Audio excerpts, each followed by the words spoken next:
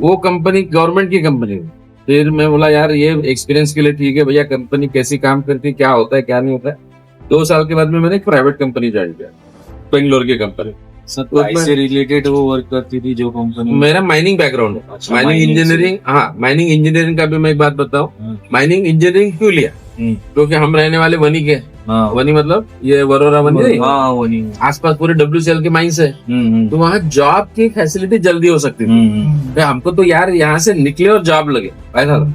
बाकी चीजों की उतनी नॉलेज थी नहीं, घर से कोई बैकग्राउंड नहीं, घर से कोई एजुकेट करने वाला नहीं, घर से कोई एल्डर आदमी नहीं है कि भैया तू ये कर या ये कर। मेरे पिताजी एक मालूम रहता था कि हाँ 12वीं पास अभी शायद हुआ है, इतना ही नॉलेज रहता हमारे पिताजी को और माताजी को। हाँ 11वीं में अभी कुछ है, 12वीं पास करके कुछ और करेंगे। इससे ऊपर कोई सजेशंस नहीं या सपोर्ट नहीं, या जो टेक्निकल हेल्प आजकल करते हैं ना अपन लड़कों को, यार ये वाला फॉर्म भर दे, इसका एडमिशन दे दे, उसका एक वो कुछ भी नहीं था। तो हमने सोचा यार नौकरी जल्दी लगती, माइनिंग ले लो जल्दी से जल्दी।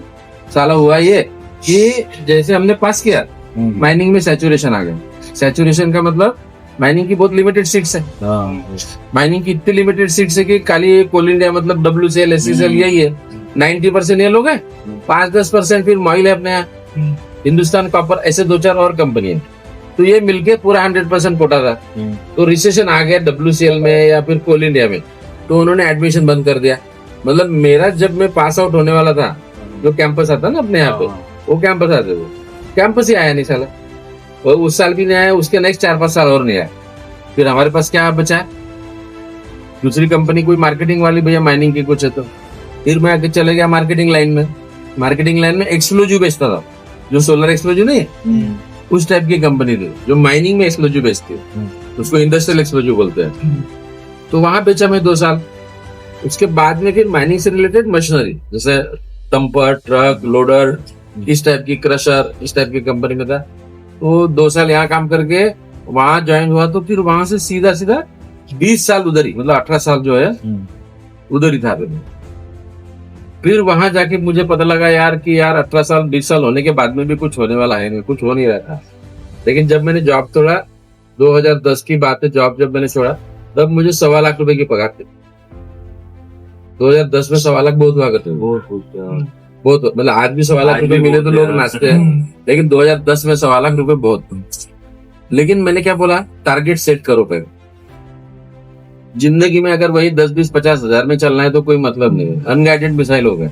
गाइडेड मिसाइल का मतलब है कुछ तो टारगेट सेट करो, उसको अचीव 80 करो, 70 करो, 60 करो, कुछ तो करोगे ना। लेकिन टारगेट ही नहीं सेट करोगे तो अचीवमेंट का क्या मतलब है।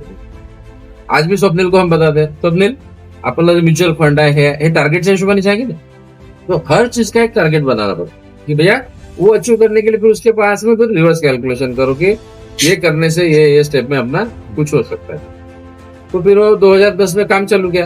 10 लाख रुपए थे मेरे पास, मतलब का पैसे बचा बचा के हमने, इंटरेस्ट मेरा सब में प्लॉट में ही था। तो ये 70-80 हजार के मैंने 3-4 प्लॉट लेकर रखा था हमारे ससुराल में, अमरावती में, क्योंकि मैं रहता था वहां बिलासपुर, कभी यहाँ अपना इंदौर, कितनी जगह पे गया। बिलासपुर लास्ट था मेरा, उसके पहले इंदौर था, उसके पहले रांची था, उसके पहले कलकत्ता था, उसके पहले संबलपुर था उड़ीसा में। ऐसा जगह जगह घूम घूम के 18 साल फिर आया था बिलासपुर। बिलासपुर से लास्ट पोस्टिंग था मेरा नागपुर। 2007 में मेरा पोस्टिंग हो गया। फिर 3 साल बाद वापस जाने का था 2010 में। तो फिर मैंने बोला यार छोड़ दे। फिर 2010 में छोड़ के फिर ये कार्यक्रम चालू किया। तो उस टाइम पे 10 लाख रुपए, 10 लाख रुपए, लेकिन प्लॉट था 35 लाख रुपए। फिर हमने ऐसे वैसे आपके जैसे लोगों को पकड़ा, 2-3 लोगों को पार्टनर बनाया, 10-10 लाख रुपए की टाके 40 लाख का प्लॉट, सैंक्शन वैंक्शन लेके सब 40 लाख में काम खत्म हो गया। उससे अपनी कहानी स्टार्ट हुई तो अभी तक यहाँ पहुंची। तो कहने का मतलब जो पहला लाइन बताया था मैंने, मनीष नगर, पहला लाइन जो बताया था कि हमने टारगेट सेट करके कुछ किया है, तो उसके हिसाब से वहां से स्टार्ट हुआ। आज भी हम चुप नहीं बैठते, टारगेट इज नॉट अचीव्ड। मेरे को टारगेट में पैसे वाला टारगेट अभी सेट नहीं करना, मुझे 100 स्कीम बनानी। आज के रेट में अपनी 50 तो ऑलमोस्ट हो गई है, 10-12 ये कम से कम हो ही जाएंगे अभी 2-1 साल के अंदर में। 5-4, 6-7 भी निकाले तो अपने को एट द एज ऑफ, अभी हम 56 है, 14 साल में एक 3-4 स्कीम कर पूरा के 100 का टारगेट अचीव हो सकता है।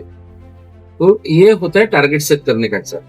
तो ये कब करना पड़ता है कि भैया हमारे पास कुछ अचीव करने की अंदर से ऊर्जा हो, अंदर से भैया वो आग होना चाहिए। ये नहीं कि मैं हाँ यार मिल रहा है ना 20-25 हजार रुपए, हटाओ ना, अपने को क्या करना है, आ रहे जा रहे, 9 बजे आया 9:30 बजे आया, कुछ बोला नहीं बोला, अपना 6:30 बजे चले गए, उससे कुछ नहीं होगा। You need to focus on that target. अगर कुछ करना है बड़ा तो छोटा मोटा भी करना है तो कुछ टारगेट सेट करके कर। अनगाइडेड मिसाइल तरफ थोड़ी छोड़ना है, गाइडेड मिसाइल हो। जैसे इंडिया ने भाला इधर बटन मारा तो वहां पाकिस्तान में जाके पर्टिकुलर जगह पे गिर के आया ना, वो ऐसे ही छोड़ दिए जाने यार पाकिस्तान में किधर भी गिरना क्या प्रॉब्लम है, वो सेट नहीं होता। तो एक ऐसा होना चाहिए हर एक के लाइफ, हर एक आदमी ने वो सेट करना चाहिए कि भैया मेरे को यहाँ नहीं कम से कम यहाँ पहुंचना चाहिए। एक स्टेप अचीव कर लो, फिर उसके बाद में और टारगेट सेट करके अपने आगे बढ़ सकते हैं ना। ये हुआ अपना पर्सनल। बच्चों के लिए भी अपन वैसे सेट कर सकते हैं कि मेरा बेटा यहाँ तक करना चाहिए तो उसको सपोर्ट करो। अब वो उसकी क्या कैपेबिलिटी, क्या इंटेलिजेंस है, तो उसके ऊपर से डिसाइड होगा। बट अपने तरफ से तो फोकस वही रहेगा, ये कर ले भैया तो ये होगा। उसकी कैपेबिलिटी पे वो उससे ज्यादा भी अचीव कर सकता है। हमने इतना सोचा है तो ज्यादा कर सकता है। ये है ऑलमोस्ट छोटी मोटी कहानी आदमी को सक्सेस होने वाली।